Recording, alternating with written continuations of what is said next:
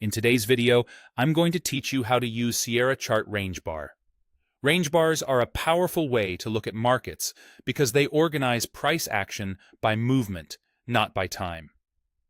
Instead of seeing a new bar every minute or every 5 minutes, you'll see a new bar only when price has moved a set number of ticks.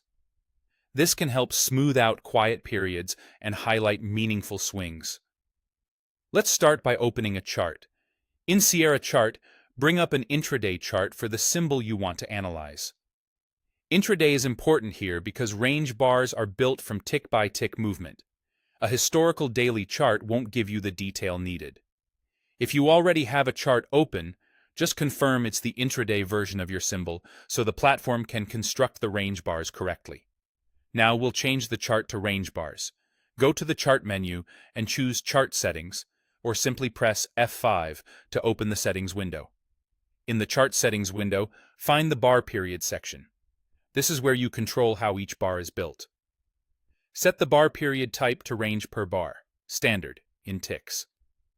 The standard option is the most commonly used setting and tells Sierra Chart to complete a bar once price has traveled the specified number of ticks from high to low.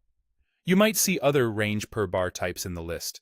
Those are variations with different rules for bar construction, but standard is a great place to start and works well for most symbols.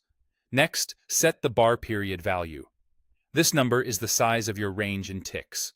For example, entering 10 creates a 10-tick range bar, meaning each bar spans exactly 10 ticks from its low to its high before a new bar starts.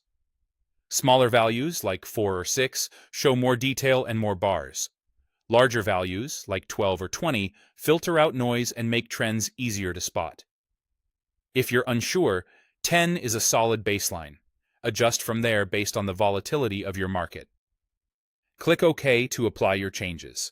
You'll immediately see the chart redraw into uniform height bars. Notice that the time axis becomes irregular, because bars only print when price moves the set range. That's normal, and one of the advantages of range bars.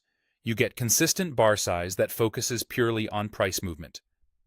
If the chart doesn't update as expected, double-check that you're on an intraday chart for your symbol.